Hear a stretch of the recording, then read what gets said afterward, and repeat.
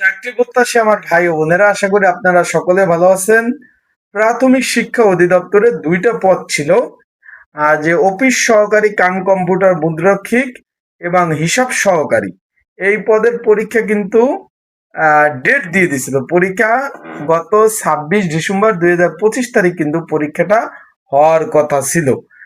Office সহকারী cum computer মুদ্রাক্ষিক এটা 52টি কেন্দ্রে এবং হিসাব সহকারী এটা 50টি কেন্দ্রে কিন্তু পরীক্ষা হওয়ার কথা ছিল। পরীক্ষা কিন্তু দুইটা পরীক্ষাই স্থগিত হয়ে গেছে। এখন বিষয়বস্তুটা হলো, আমার হাতে স্থগিত যেটা বন্ধ হয়ে গেছে পরীক্ষা, তার কাগজ রয়েছে। এখন এটা পরীক্ষা বা বন্ধ হয়ে গেছে, পরীক্ষাগুলো কবে নাগাদ হতে পারে এই সংশ্লিষ্ট তথ্য অনেকে জানতে চাচ্ছেন। তা আজকের এই ভিডিওর মাধ্যমে আপনাদের জানিয়ে দেব পরীক্ষাটা কবে নাগাদ হতে পারে। আশা করি বিষয়টা বুঝতে পারছেন। যেহেতু এডমিট কার্ডও দিয়েছিল, তা আমরা একটু নোটিশটা একটু পড়ি। এত দ্বারা সংশ্লিষ্ট সকল অবগত জানানো যাচ্ছে যে প্রাথমিক শিক্ষা অধিদপ্তরে 3 অক্টোবর 2016 তারিখ স্মারক নং এত মোতাবেক এবং 3 সেপ্টেম্বর 2025 তারিখ স্মারক নং এত মোতাবেক যে অফিস সহকারী কাম কম্পিউটার মুদ্রাক্ষিক এবং হিসাব সহকারী পদের প্রাথমিক বাছাই পরীক্ষা 26 ডিসেম্বর 2025 তারিখ কিন্তু হওয়ার কথা ছিল, তার কিন্তু স্থগিত হয়ে গেছে পরীক্ষা।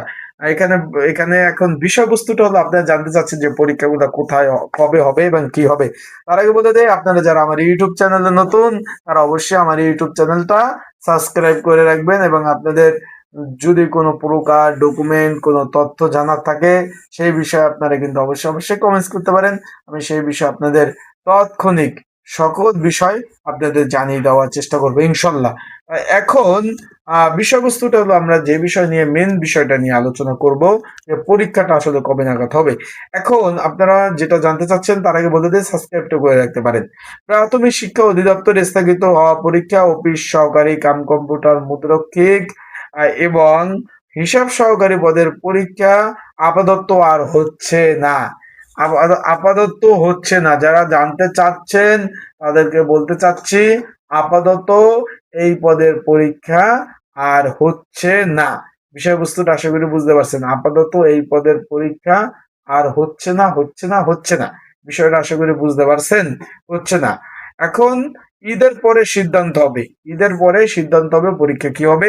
তার আগে বলে যে যারা পরীক্ষার্থী রয়েছেন, পরীক্ষা এমসিকিউ হবে, ঈদের পরে হোক বা তারপরে হোক।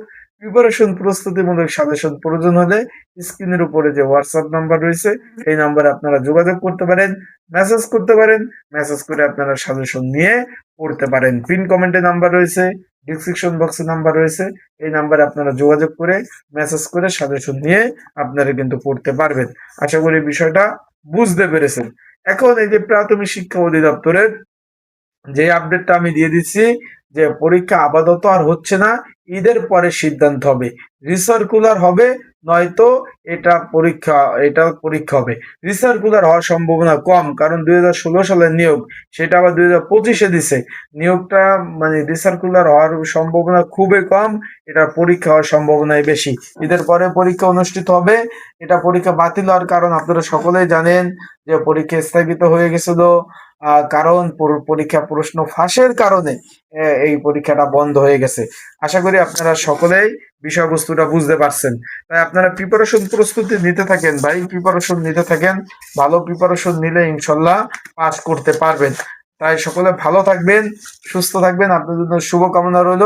আর সঠিক আপডেট, সঠিক তথ্য, চাকরির বিষয়, চাকরি পদের বিষয়, যে কোনো তথ্য ইনশাল্লাহ সবার আগে পেতে কিন্তু আমার ইউটিউব চ্যানেল আপনাদের সাবস্ক্রাইব করে রাখবেন, নজর রাখবেন। আমি বিস্তারিত বিষয় আপনাদের নিয়েই কিন্তু আলোচনা করব।